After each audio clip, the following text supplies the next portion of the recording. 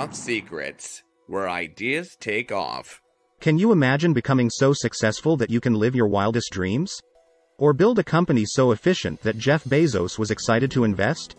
Keep watching to discover how two young men founded a company that took the world by storm and they couldn't keep investors away. Jason Fried and David Hansen share their secrets to success in their book Rework. Rework is a New York Times, Wall Street Journal, and Sunday Times bestseller with more than 500,000 copies sold. It's a book about starting and running businesses in a better way. Rework explains why plans are bad, why working long hours isn't productive, and why employing and finding investors should be your final resort. Co-authors Jason Fried and David Hansen are co-founders of 37 Signals, the company that brought us Hay and Basecamp. Today we will look at 3 important lessons from Fried and Hansen's book. Lesson 1. Take a stand for something you believe in and then pick a fight with a competitor. If you're going to start a business, please do it correctly. Don't be one of those individuals that says over lunch, "Oh yeah, we're going to build this fitness app and sell it to CrossFit in 2 to 3 years." That should be a good exit. If selling your business is your only goal, don't start because you'll never get there. Instead, why not create something that you truly want to see in the world? Something to be extremely proud of, something to stand up for, something worth fighting for. Imagine walking into a McDonald's and hearing the slogan, "We believe in fresh food." I don't think so. Everyone knows that the burgers can sit for hours. If you truly believe in fresh food, you'll probably do what Vinny's Sub business in Chicago does and close up shop in the afternoon, because the bread will never be as fresh as it was in the morning. That is certainly something to be proud of. Taking a stand can also make it easier to pick a fight with a competitor, which will help put you on people's radar. If you despise the 7-minute workout app and believe that any effective workout should last at least 30 minutes, it's something you can build on and people might agree with. Lesson 2. Ignore large-scale corporate marketing. Instead, be sincere, personable, and agile. Elaborate vocabulary is incomprehensible to everyone and, if anything, makes you appear pretentious. Instead, write like you would to a friend and be straightforward. In competitions, the winners are those with the best tales and the most impressive executions. Those with the most basic messaging achieve the best results. Less complicated the message, the simpler it is to draw inferences from the data. By requiring themselves to utilize simple, plain language, Fried and Hansen were able to communicate with maximum impact. Constraints can stimulate creativity and aid in explanation. Constraints can be used to compel product simplification.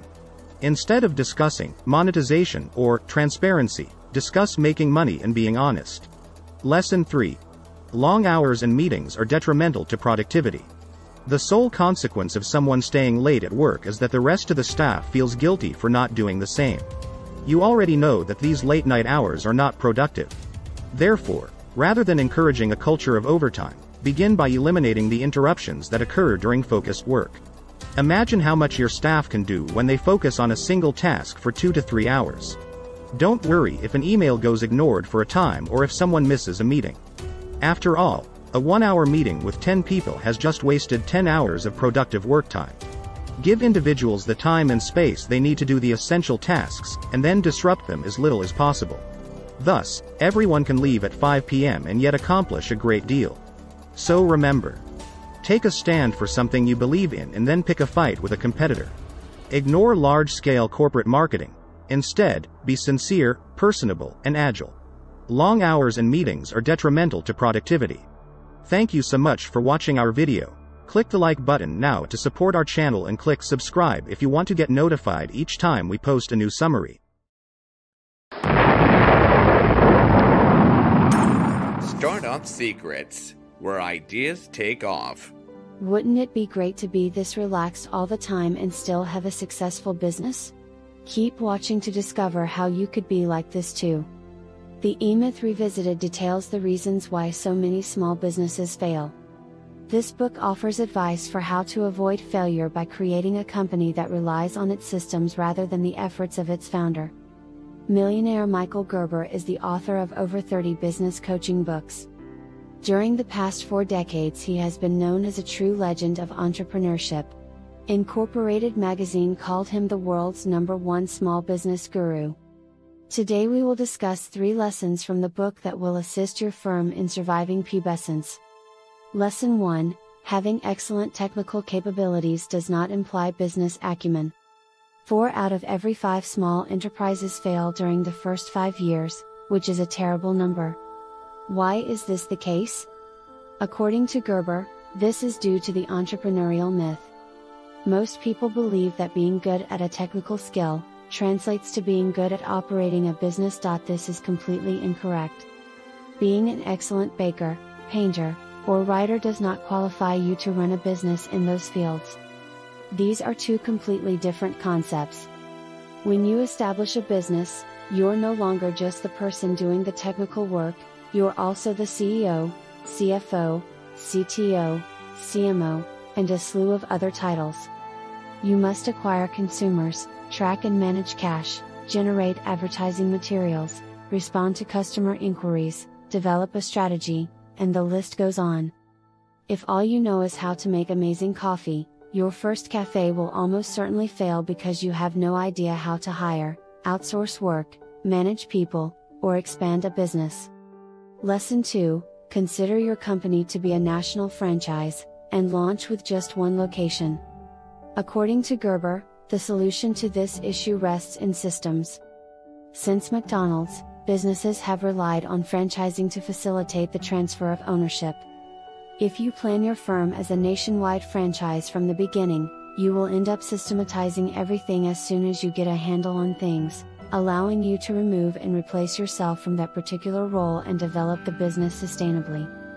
Imagine you are in the process of opening your first franchise business. What is your store's unique selling proposition? Perhaps it serves the most delectable flavored lattes in town, complete with complimentary cookies. Obviously, you, as the business owner, know how to make them, but in a franchise, you must ensure that all of your staff can do it as well. Consequently, you should create very detailed how-to guides that can be used to teach your first employee. In addition, you will eventually need to produce a manual on how to train personnel so that potential franchisees know how to educate their team. Your franchise prototype, in conjunction with a comprehensive set of instructions for everything, will ensure that every customer has the same experience and make your business's outcomes trustworthy and predictable. Lesson 3: construct a system of processes so that your firm is not dependent on people's abilities. If you continue to use the concept of systems as a consistent thread throughout your organization, you will develop an integrated system of systems. Therefore, you can proceed to modify specific components of each system, so long as the impacts on the other systems are considered. Your company will consist of 3 types of systems. 1. Hard systems are inanimate items, such as your coffee maker. 2. Soft systems, concepts and living things, such as your free cookie policy or your workers' work attitudes. 3. Information systems, including training materials, manuals, and the data collected, such as the number of consumers that buy lattes versus cappuccinos. Purchasing a new coffee machine will, of course, have an effect on the other components. For instance, your employees may dislike the new machine more than the old one and produce inferior lattes, resulting in increased demand for cappuccinos. Instead of completing all the work alone, it is now your responsibility to ensure that the systems work well together, which will also ensure the success of your future cafe franchisees. So remember, having excellent technical capabilities does not imply business acumen. Consider your company to be a national franchise, and launch with just one location, and finally, construct a system of processes so that your firm is not dependent on people's abilities. Thank you so much for watching our video. Click the like button now to support our channel and click subscribe if you want to get notified each time we post a new summary.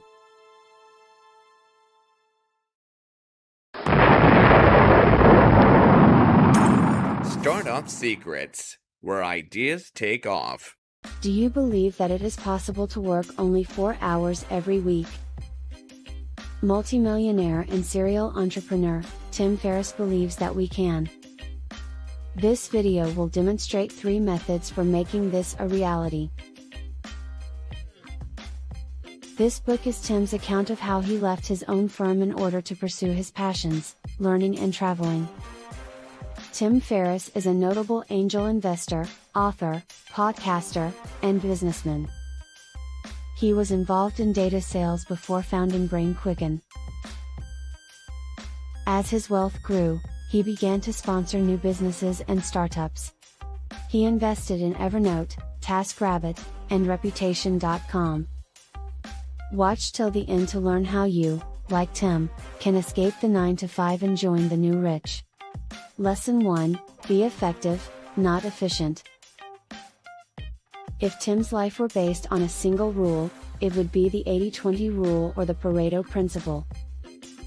The majority of individuals assess productivity by the amount of time spent working, however, this is a poor metric because we waste so much time at work. Tim recommends spending your time on the 20% of activities that yield 80% of the results, and not vice versa. Through understanding and application of the 80-20 rule, he was able to transform his supplement business from a prison into a source of freedom. Initially, he learned that 80% of revenues came from a few, large wholesale customers, so he dismissed his bad customers and focused on gaining more excellent profitable massive customers. And within a few weeks, his monthly income had risen to a staggering $60,000. Tim advises that doing something unimportant well, does not make it important. Just focus on doing the few things that will lead to the biggest progress. This is one of Tim's fundamental life tenets, and it is something you can adopt immediately to make every day of your life from now on a little easier and better. Lesson 2: Always test your product. This means we do not ask our friends and family if our product concept is good, rather, we approach our target market and urge them to buy. This is possible before the actual product is created. Tim Ferris learned this lesson the hard way. He created an audiobook in college and paid for 500 copies to be made, but he was unable to sell it. To test your theory, a simple overview of Tim's method is provided next. Step 1: Create your own sales page in 1 to 3 hours after evaluating comparable websites. Step 2: Drive traffic to your website by investing between $500 and $1,000 in Google Ads. Step 3 is to identify the reaction. You can use the free program Google Analytics to monitor your website's traffic and the amount of users who click buy to enter the checkout page.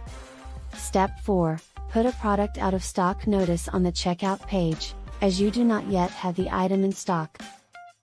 However, you can conclude that the majority of individuals who attempted to complete the checkout form were serious buyers. Lesson 3: Charge a premium to reduce your client base. Once a product has been confirmed and production is about to begin, the next important question is, do I want to be the highest quality or the cheapest? The answer: always choose quality. Imagine you wish to earn $4,000 per month by selling this nutritional supplement. If each bottle costs $10, you must produce 400 sales per month. If each bottle costs $40, you simply need to generate 100 sales. The most difficult aspect of making a sale is convincing individuals to part with their cash. Once they have decided to purchase from you, the quantity of money is highly adjustable. I bet you can find 100 people prepared to give you 4 times as much money faster than you can acquire an additional 300 customers. This is the first reason why you should strive for excellence and charge a premium. The second reason is that premium paying customers are low hassle customers. You will receive significantly fewer returns, complaints, and angry phone calls. Even if they don't like it, there's a good possibility they won't bother returning it because they don't have to think twice about spending their money. Therefore, guarantee quality and deliver. Did you enjoy our 3 lessons? When starting a new venture, remember, be effective not efficient, always test your product and charge a premium. Thank you so much for watching our video. Click the like button now to support our channel and click subscribe if you want to get notified each time we post a new summary.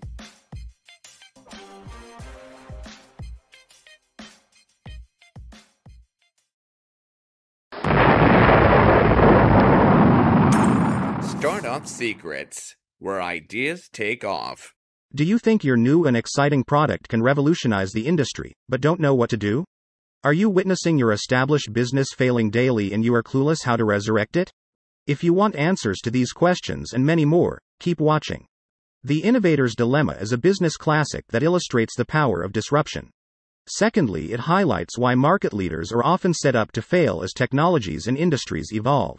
Furthermore, it outlines what incumbents may do to maintain long-term market leadership. Published in 1997, this book has been referenced by Peter Thiel, Steve Jobs, and many other influential entrepreneurs. Clayton Christensen is regarded as one of the world's top experts on innovation and growth. He was recognized as the world's most influential business thinker. Christensen founded a number of successful companies and organizations. He was also a best-selling author, with 9 books and more than 100 articles published. Today we will look at 3 critical lessons from his award-winning book, The Innovator's Dilemma. Lesson 1. 2 types of technologies exist: disruptive and sustaining. Sustaining technologies concentrate on improving the performance of existing technologies by extending their functionality or increasing their capacity. Disrupting technologies transform the landscape of an industry or give rise to a new one given that they address a problem in an entirely new way. Established businesses and market leaders excel in sustaining technologies.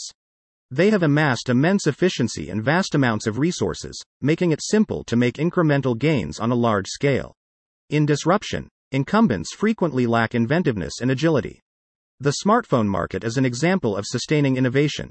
Each year, manufacturers, Apple, Samsung, Amazon, release updated and improved products to meet consumer demand and incorporate new technology. Lesson 2. No management can save a firm whose resources, processes, and values do not fit the market. When it comes to disruption, startups have a chance to surpass industry giants since it begins in low-margin niche sectors, where the target client is frequently a completely different one than before. 2 of the 3 defining aspects of a company's culture and capacity to act are tough for large corporations, which makes them slow to serve these customers.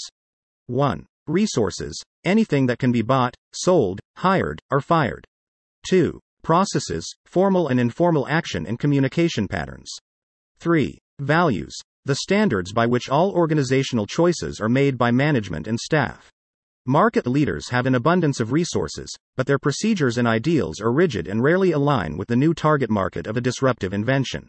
The 3 elements are more difficult to alter, especially in the short term, so it is not surprising that a firm like Kodak has difficulty giving digital cameras the attention they need. When your procedures and ideals do not align with the market disruption that compels you to enter it, not even the best management can save you. Lesson 3. The Innovator's Dilemma can be resolved by market leaders who acquire or establish subsidiaries. So, what do you do if you are a leading player in an area that is rapidly evolving? Clayton says that you should first acknowledge the constraints of your procedures and values. It is nearly impossible for a single source to successfully generate both sustaining and disruptive technologies. Consequently, large companies either attempt to drive a new industry to expand too quickly or they wait too long and end up in a losing position. Here is the solution proposed by Christensen. Find or acquire a subsidiary firm with the appropriate values and procedures, then provide it with the necessary resources and allow it to operate independently. Use the third component to compensate if you're off on 2 of the 3. When you have a lot of money and personnel, use some of them to try to construct something that meets the market's needs before it even realizes it. This is precisely what IBM did before PCs became popular. By the time they were mainstream, their subsidiary had developed the appropriate processes and values on its own, and voila! IBM reaped enormous profits from a non-core business. So remember, 2 types of technologies exist: disruptive and sustaining. No management can save a firm whose resources, processes, and values do not fit the market. The Innovator's Dilemma can be resolved by market leaders who acquire or establish subsidiaries. Thank you so much for watching our video. Click the like button now to support our channel and click subscribe if you want to get notified each time we post a new summary.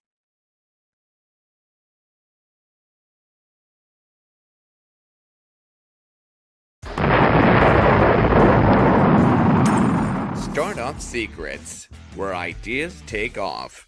As the legendary Steve Jobs once said, your work is going to fill a large part of your life, and the only way to be truly satisfied is to do what you believe is great work. And the only way to do great work is to love what you do. We've heard successful CEOs talk about their startup secrets, but what about the sleepless nights and heartbreaking mornings? What about the difficult decisions and lonely periods that go unnoticed? Pay close attention as we deconstruct Ben Horowitz's The Hard Thing About Hard Things to learn what it takes to develop a strong organization and become a world-class leader.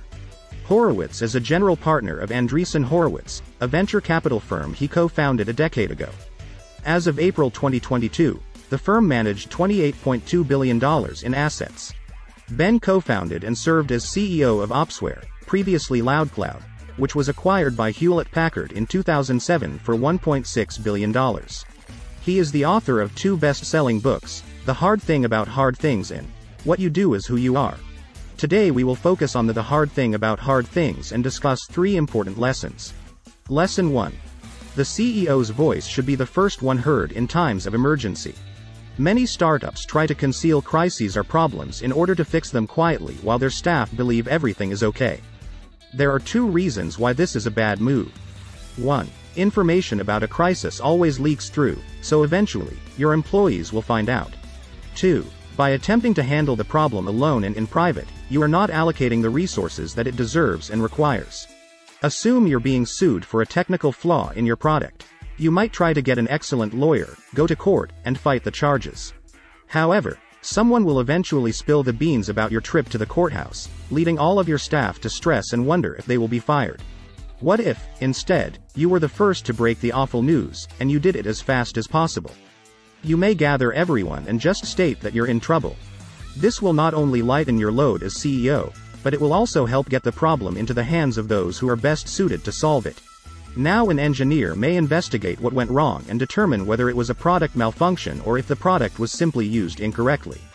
Don't underestimate your employees' ability to handle the truth. If you are honest and straightforward about terrible news, your entire company will benefit. Lesson 2. There are 2 kinds of CEOs. Horowitz identifies 2 intriguing distinctions of CEOs as 1s and 2s. The strategic CEOs, visionaries, and those who excel at charting a course for the company are the 1s. They enjoy making strategic decisions and aren't hesitant to pivot the startup when necessary. Bill Gates is an excellent example of a 1. 2s prefer execution and management than researching and making judgments. They are the practical CEOs who enjoy implementing, leading a team, and getting things done. To genuinely excel, a corporation must have an abundance of both traits, so if you're a 1, learn some 2 abilities and vice versa. These are what Horowitz refers to as functional 1s, and they are vital to have as executives as well. If your marketing director is a functional 1, she'll be fine with making strategic decisions, but rather implement what you say is important to the company. So, either learn the component you don't do well or attract the right individuals for the task. Lesson 3. Being able to tolerate uncertainty is a hallmark of a successful CEO. As CEO, you'll always be held accountable for everything, whether it's the failed new product or Steve's spat with Sally over the last piece of cake. You may just get used to being uncomfortable. The job of a CEO is unnatural in many respects, and you'll often have to go against your instincts. Therefore, one of the best things you can do is practice leaving your comfort zone ahead of time. The magic happens when you step outside of your comfort zone. Now go forth and create some magic. So remember, the CEO's voice should be the first one heard in times of emergency. There are 2 kinds of CEOs, but you should aim to be a functional 1. And finally, what makes a great CEO is to be comfortable being uncomfortable. Thank you so much for watching our video. Click the like button now to support our channel and click subscribe if you want to get notified each time we post a new summary.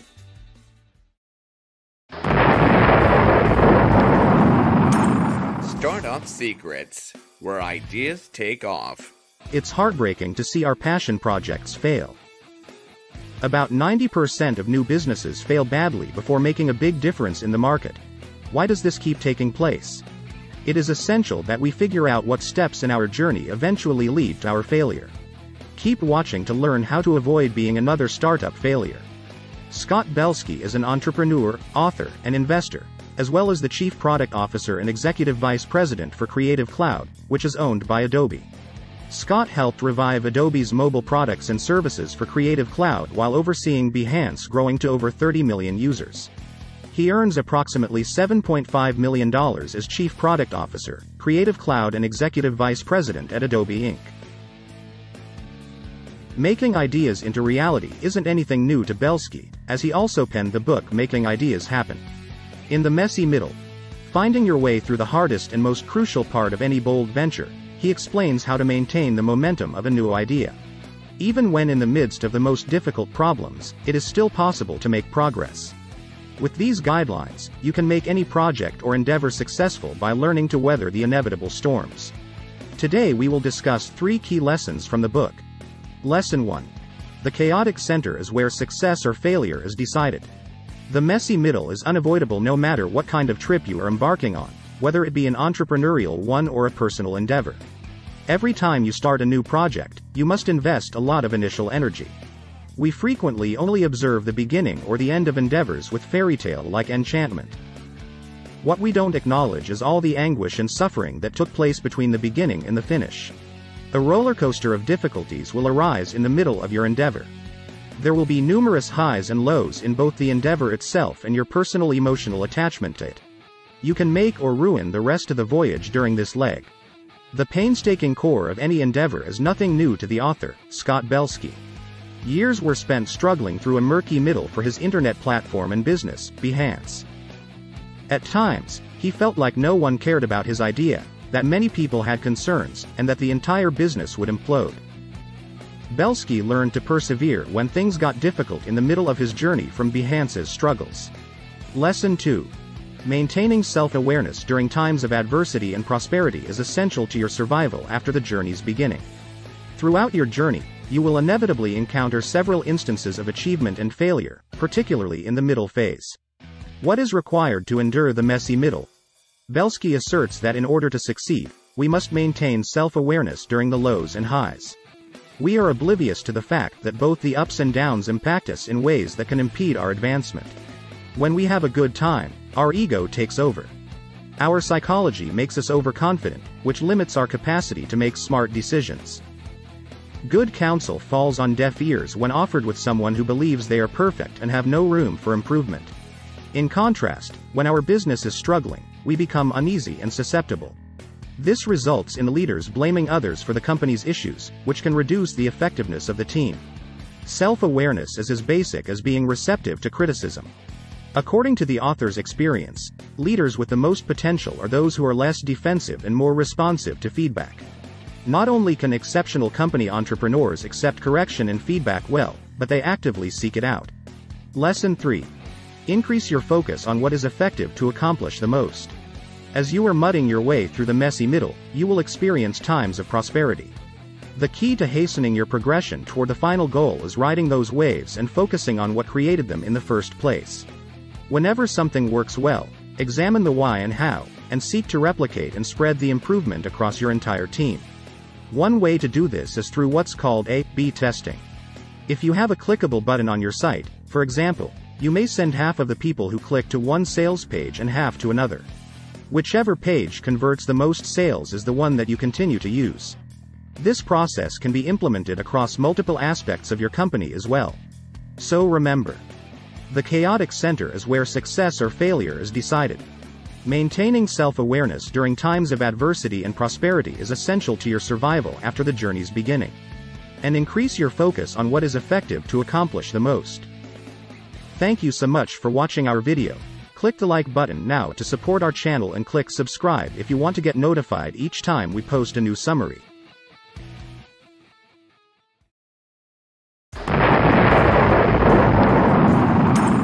Startup Secrets, where ideas take off. If you're looking for advice on how to sell more, reach more customers, organize your business better, keep watching. In today's video we will discuss Peter Thiel's book 0 to 1. Peter Thiel is an outlier and gained popularity for co-founding PayPal. eBay paid $1.5 billion for PayPal in 2002. Thiel became a multimillionaire as a result of the sale. He went on to invest in a number of startups, most notably Facebook. He also founded Clarium Capital Management, a firm that in 2008 managed $7.8 billion in assets. 0 to 1 will teach you the way Teal thinks, how he approaches business, and what you can do to build your startup's future. We will briefly outline 3 critical thoughts from his book to help you on your journey. Lesson 1. The biggest leaps in progress are vertical, not horizontal. Can you envision what the year 2250 would look like? It's difficult, isn't it? Because you are aware that humanity makes enormous strides each year, but it is nearly impossible to predict what those strides will look like. But not all advancements are made equal. The majority of the daily progress we observe is horizontal. This type of development spreads existing concepts and technologies from one to many or one to n. Do you remember the introduction of the Apple II? This is when it finally became affordable for the public to purchase a computer. This is an example of moving from 1 to n. To move from 0 to 1 and create the technology or idea in the first place requires vertical progress. Apple did the same thing in 2007 when it introduced the iPhone and revolutionized the way we view and utilize mobile phones. If you want to develop a startup that will not only enhance the world but also drastically alter it, you must go from 0 to 1, not from 1 to many. You can only accomplish this by examining many of your present-day assumptions critically. Can humans inhabit the moon? Is a future without automobiles feasible? Will we be able to completely rely on renewable energy sources? These are the sorts of concerns you should have if you want to play, and win, on a grand scale. Lesson 2. Monopolies are good, for both business and society. How often have you grumbled about anything on a Windows PC not functioning as desired? With Windows operating on 75% of the market, they are essentially a monopoly, but is it really a terrible thing? No. According to Peter Thiel, a monopoly simply means that one company is so much better than everyone else at something, that any competitors cannot survive.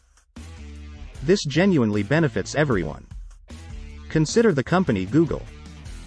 You enjoy using Google since you know that it is the best search engine available.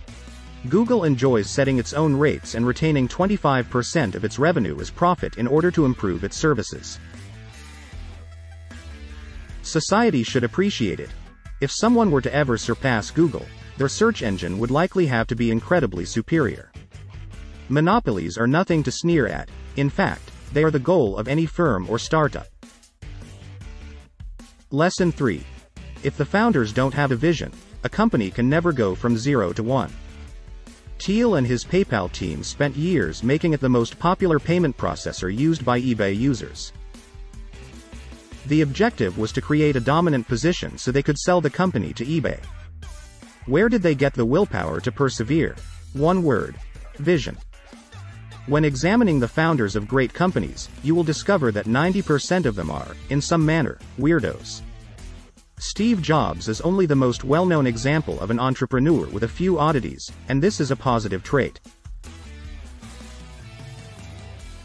Being a little weird is what enables CEOs to create a great, albeit slightly diluted, vision for the future, which is just what businesses need to grow from 0 to 1. In 1999, Thiel stated, PayPal will give citizens worldwide more direct control over their currencies than they ever had before. His vision of the future depicted a very different reality than the one he lived in, and the motivation it created in him and his team is precisely what led them to be successful. Thiel is telling us to think large. As the proverb goes, shoot for the moon. You'll be among the stars even if you miss it. So remember, the biggest leaps in progress are vertical, not horizontal. Monopolies are good, for both business and society. And finally, founders need a vision to take their business from 0 to 1. Thank you so much for watching our video. Click the like button now to support our channel and click subscribe if you want to get notified each time we post a new video.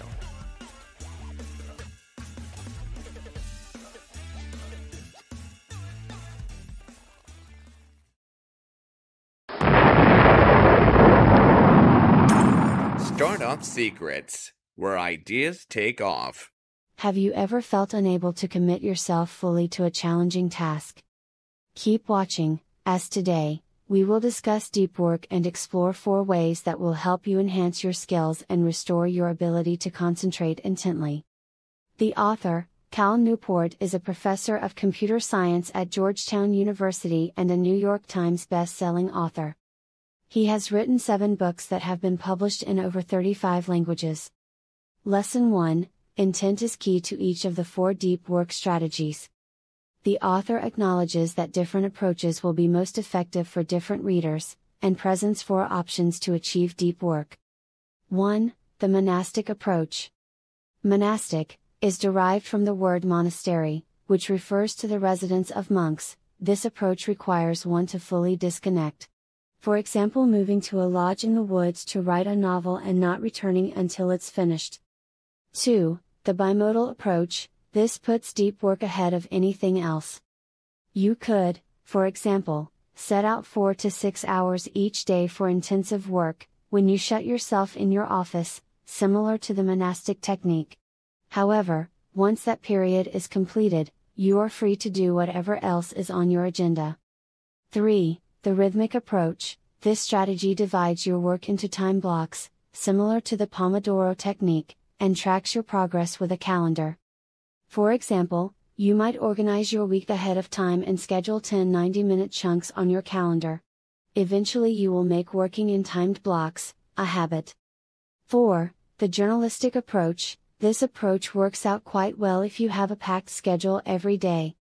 What you should do is commit any unanticipated spare time to productive, in-depth work.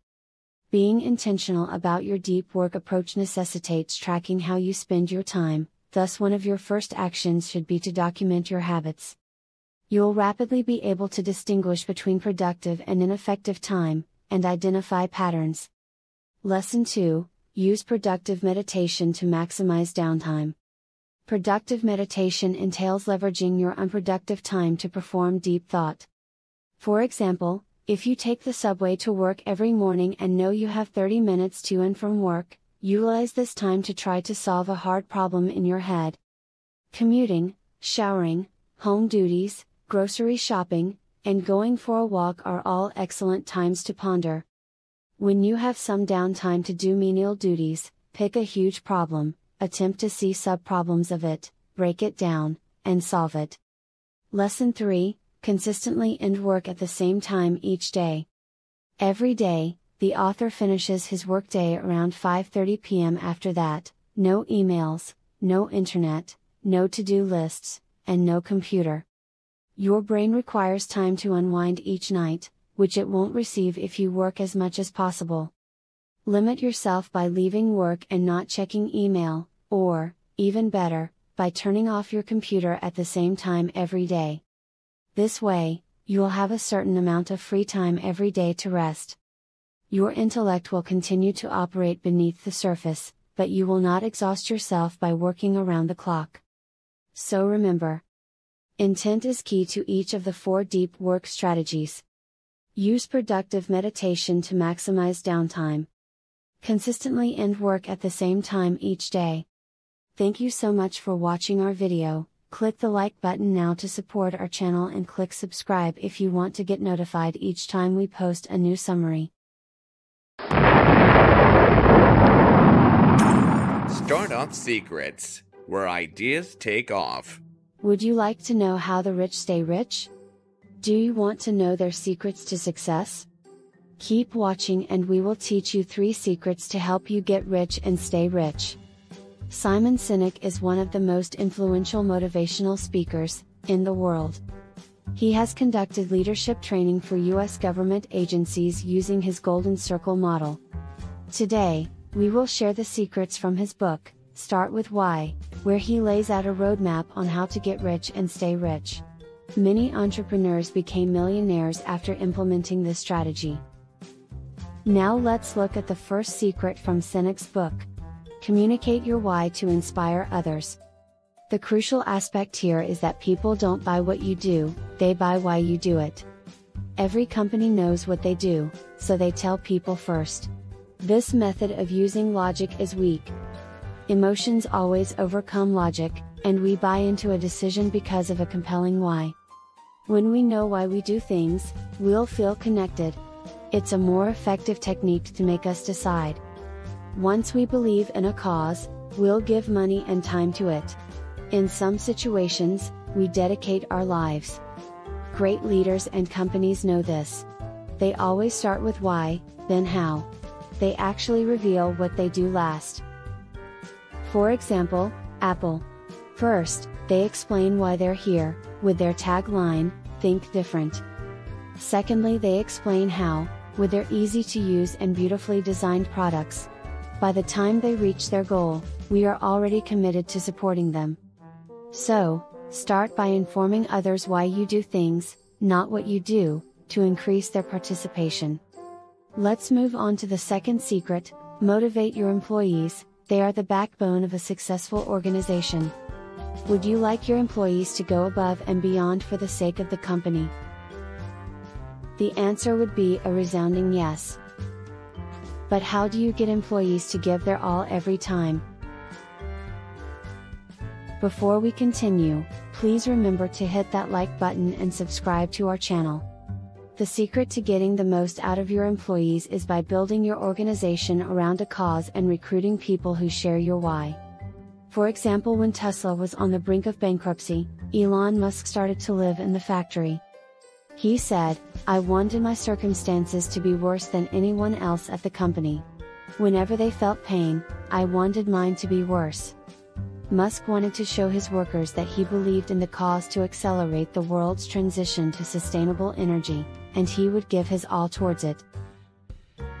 As a result of this, his employees gave their all as well, and Tesla is now worth over $600 billion. So, hire people for their cause, not their craft, and see your company blossom. The final secret from Sinek's book is that, there is no need for shady sales strategies. Many companies use discounts and limited offer sales because they work. However, they don't build trust or encourage customer loyalty. When you start with why and communicate from the inside out, you'll establish a group of clients who trust you, and they will help your business endure a lifetime. Because they believe in you and your why, they will always select the product of their favorite company over cheaper or even better alternatives. Look at Apple. They have sold over 1.3 billion iPhones since launch, and the company is valued at $2.2 trillion, thanks to a loyal fan base who believe in doing things differently. So instead of wasting time with shady sales practices, spread your why and allow true connections to follow. So remember, communicate your why to inspire others. Start by informing others why you do things, not what you do, to increase their participation. Motivate your employees. They are the backbone of a successful organization. So hire people for their cause, not their craft, and see your company blossom. And finally, there is no need for shady sales strategies. Spread your why and allow true connections to follow. Thank you so much for watching our video. Click the like button now to support our channel and click subscribe if you want to get notified each time we post a new summary. Startup Secrets, where ideas take off. Would you like to know how to create a billion-dollar startup? Jeff Bezos' secret was that he learned from his failures. Therefore, it is smart to analyze why a company would have failed and do the opposite. Keep watching as we teach you secrets to avoid failure and ensure your success. Today we will look at 3 reasons why companies fail and how you can avoid failure. Reason 1, the team suffers, burnout. Work-life balance is uncommon among founders, therefore the danger of burnout is extremely likely. According to a study by CB Insights, 5% of startup failures were due to burnout. Founders need to learn that it's okay to shift efforts when they hit a brick wall. It is also important to build a driven team so that duties can be shared. The belief that developing a great company requires overworking yourself is misguided. Burnout became more widespread among tech workers during the pandemic. 68% of tech professionals reported they felt more burned out working from home, according to a study by Blind. Many founders have spoken up about how damaging burnout can be. Adobe's raised $670,000 for an on-demand cookie delivery service in 2013. They attributed burnout as a critical reason for the company's failure. The company appeared to be doing well, with 36% gross margins and 12% net profit at the time it shut down. This is how destructive burnout could be. Imagine raising more than $300 million and having good profit margins. Yet you're unable to continue because you're just too burnt out. Former Zenefit CEO Parker Conrad said that people are unprepared for how hard it is to start a company. It is important that founders delegate tasks, take breaks, eat well and rest to avoid burnout. Now let's move on to the second reason why companies fail: pivoting in the wrong direction. A pivot occurs when a company abandons its original mission and shifts its emphasis. Pivots such as Bourbon to Instagram or the Point to Groupon can be quite successful. However, pivots can also lead you down the wrong path. One example of a pivot gone terribly wrong was that of Inboard Technology. Inboard was a short-range urban mobility company. Their mission was to design, build and distribute innovative personal electric rideables. The company gained popularity and funding after appearing on Shark Tank. However, when the company decided to pivot away from selling directly to consumers, it all went wrong. At first the pivot seemed great. CEO Ryan Evans successfully negotiated a large order from one of the top European scooter operators. He quickly realized he did not have enough funding to produce such a large order. After investors refused to inject more funds, the company was forced to shut down. Now let's move on to the third reason startups fail: disharmony among the core team and investors. A critical issue for startups is internal conflict amongst co-founders. Additionally, you should never pick a fight with the board or investors. If the relationship deteriorates, things can become hostile, as seen at Pelion Technologies. The principal investor in the company, Khosla Ventures, pulled the plug. The firm lost confidence in the Pelion team. The big money in the battery world is in the automotive sector. The VC firm was unwilling to invest the money needed to develop the battery for electric vehicles. Khosla decided the company would be shut down and removed Pelion's name from its portfolio. This disaster could have been avoided if Pelion had a better relationship with their investors, or if they were able to find alternative funding. So remember, these 3 reasons why startups fail can be avoided. Avoid burnout by delegating tasks and taking breaks. Avoid pivots unless you have sufficient data to prove that you are moving in the right direction. And finally, avoid disharmony among the core team and investors.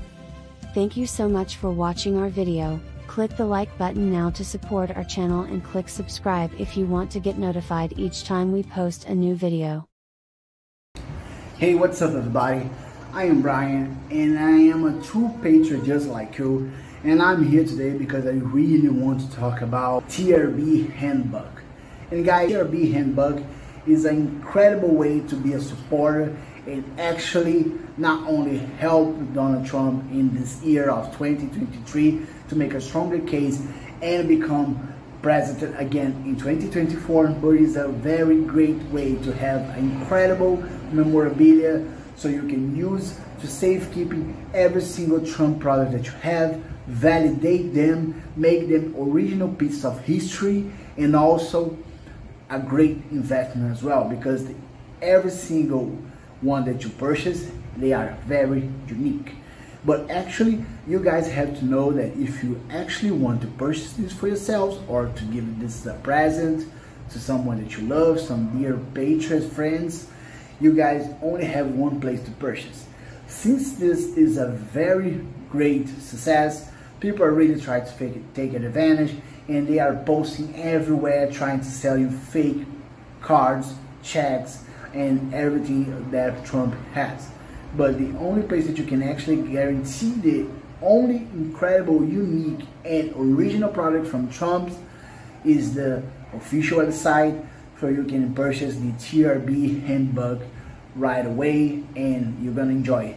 90% discount as well, free shipping and handling, and as well the warranty for 30 days. When you purchase through the official website, I'm gonna leave the link right here on the description and in the first comment so you guys can access safely. You guarantee the warranty for 30 days as well.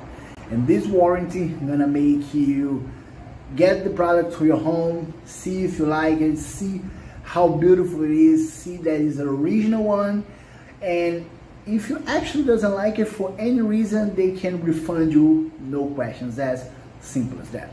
But to be honest guys, this is going crazy and viral that every single patron are loving this because this is what they promised us guys. This is the dream. This is incredible, beautiful, handmade handbook, very beautiful, crafted, for you guys can enjoy an incredible piece of memorabilia. Alright guys, so this was my honest and quick review about this TRB handbook. And if you guys are actually want to purchase this and support our Donald Trump, our president, you guys can enjoy yourselves right here on the description and go access the official site safely and place your purchase and receive this to your home very fast. The shipping is very fast guys. Alright, so enjoy. I hope to see you guys around. Peace. Startup Secrets, where ideas take off. How do you lose $3.2 billion and come out with nothing in the end? Keep watching as we discuss why too much funding can in fact kill your business. We will tell you how one company went from $3.2 billion to zero. There are three main reasons how overfunding can kill your startup. 1. The imbalance between revenue and expenses. The first red flag is when a business's expenses are higher than its income or total income and it has a net operating loss or NOL. During the early stages of development, costs are not as high, so a portion of the total income can be used to cover costs. In this case, the startup can keep going, even though the founders don't make a lot of money. When the business gets money, it can speed up development and grow twice as fast. This is great, but it will mean more costs, like hiring more people and spending more money on advertising. The first alarm goes off when financial statements don't show a good balance between expenses and income. The business has an operating cash flow deficit or OCF. The money went to the company, development went through the roof, and costs went up, but the money coming couldn't keep up with the fees. Investors don't like to see a negative operating cash flow, which can mean you're in a death trap. 2. Too many investors are risky. When your idea is innovative enough to persuade investors, you will almost certainly be working with a large number of these professionals. Many of them are willing to lend you money to help your business succeed. This is a universal investment principle. However, it can be a red flag if the founders accept too many investors in the business. When a company has a huge number of investors, it becomes difficult to manage them. Sometimes a CEO must spend all of his time pleasing investors rather than focusing on the company's growth and plans. Some investors anticipate that the CEO will be available at all hours of the day. 3. A decrease in creative potential and willingness to take risks. When large sums of money are poured into the business, the founders will be more willing to expand their market and further develop.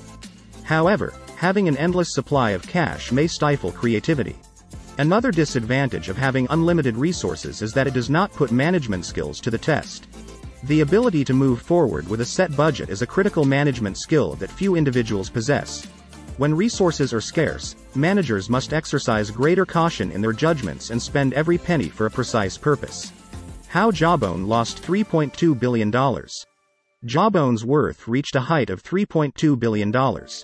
The manufacturer of fitness trackers and other electronic devices began quietly liquidating and was being sued by vendors who allege they were owed money. It is the second greatest venture-backed company failure in terms of money raised, behind the bankruptcy of solar panel manufacturer Solyndra in 2011. Jawbone was backed by leading venture capital firms, including Sequoia, Andreessen Horowitz, Khosla Ventures, and Kleiner Perkins. So why did Jawbone die?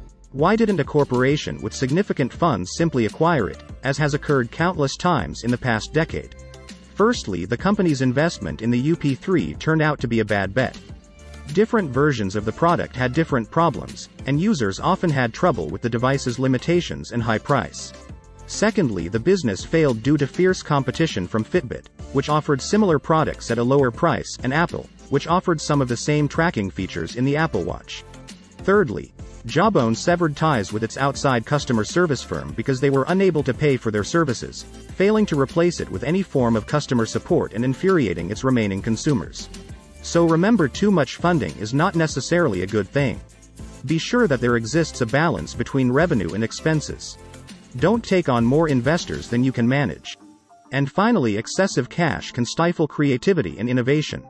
Thank you so much for watching our video. Click the like button now to support our channel and click subscribe if you want to get notified each time we post a new video. Startup Secrets, where ideas take off. 90% of startups fail. Today, we uncover the secrets of why venture capitalist firms say no. Keep watching as we share tips on what investors look out for so you can turn your startup idea into a unicorn company. Now let's look at the first area VCs consider before saying no. Market-related reasons. 1. It's not big enough. VCs invest in huge firms. They aim for 100x and 1000x returns. The investor may like your idea but thinks the market will take time to recognize its value. You're establishing a good, sustainable business, but it's not venture scale. For example, you produce software for US-based entertainment lawyers who focus on celebrity endorsements and charge $100 per month SaaS. Even if you got all of them to sign up with no marketing and 100% margins, which you won't, you'd make $1.2 million per year. It's too small for a VC. 2. Too soon to market. The investor may like your idea but thinks the market will take time to recognize its value. Funding the company now will take a few checks until the world wants or needs the product. Even if the founders are visionaries and realize their idea would be large, how will they sustain expenses for 3+ years? 3. Established companies might accomplish it simply. Big organizations with several product lines, staff, and resources can swiftly develop startup-like items. Building something in Amazon, Google, or Facebook's roadmaps can scare VCs. It makes you an acquisition target, but most investors want you to build a large, sustainable business first. The second factor VCs consider before saying no is founder or team related. 1. Not mission-driven. They should care about the problem they're solving and have experienced it. This means the founders don't appear interested. They may mention making money, which is never the proper motive to establish a firm. Not even an excessively high pay will keep employees fighting during the startup's dark days. Or they plan to leave in a few years and don't regard this company as long-term. VCs have seen a number of blockchain for X pitches where the entrepreneurs don't have a strong reason for integrating blockchain, other than other people's excitement. 2. Red flags. When a founder is sexist, racist, disrespectful, or otherwise bad, they don't back them. VCs aren't interested in narcissistic people rambling about their bios for 45 minutes or sexist or racist viewpoints. VCs want to know if you can lead a team and create a safe, welcoming environment. They won't trust a bad person with their money. 3. Dishonesty. Investments are long-term relationships, so communication is key. If VCs believe founders lied, they're gone. Intellectual dishonesty occurs when founders aren't honest with themselves or investors about how things are going. They minimize issues and play up achievements, making it hard for investors to aid them and shocking when the company's true condition becomes obvious. Then there's founders lying about facts. Investors have seen overblown metrics, created advisors, and exaggerated product readiness. The third area VCs consider before saying no is fundraising related. 1. Poor presentation. This is another reason that VCs avoid mentioning, so just because you don't hear it doesn't imply it doesn't apply to you. Request that someone you trust be honest with you about your pitch deck. It doesn't have to be a design masterpiece, but distractingly awful decks make VCs fear that you don't prioritize aesthetics now and won't in your product later. Be exact and clear in your spelling, grammar, and legibility. Communication is essential. If you make blunders like these in your pitch deck, where you're trying to put your best foot forward, it signals you'll be even more sloppy with the rest of your business. 2. Pricing problems. If VCs think your valuation is too high, the high value means the VC will get less ownership for the same money, and you'll have to raise your next round at an even greater valuation. You'll need to reach many milestones and execute flawlessly, which is difficult. Depending on how much higher your projected valuation is than the VCs, you may appear overconfident and unrealistic. A low valuation shows a lack of financing, market, and product value sophistication. 3. Fundraising methods. The manner in which founders do their fundraising reveals a great deal about them. There is a narrow line between using psychological and sales strategies to maintain the interest of venture capitalists and being unethical. Saying you have numerous term sheets will inflame the competitive natures of venture capitalists, so avoid saying it if you don't. Attempting to generate scarcity or a sense of urgency when none exists is usually clear and can backfire. So remember, VCs would reject your startup for market-related reasons. Your startup isn't big enough, it's ahead of its time, and if they think established companies might execute your idea easily. Additionally, they will show no interest if your founder or senior team members are not mission-driven, dishonest, or exhibit too many red flags. Finally, they will move on to the next startup if they foresee fundraising-related issues, specifically poor presentation, pricing problems, and your fundraising methods. Thank you so much for watching our video. Click the like button now to support our channel and click subscribe if you want to get notified each time we post a new video.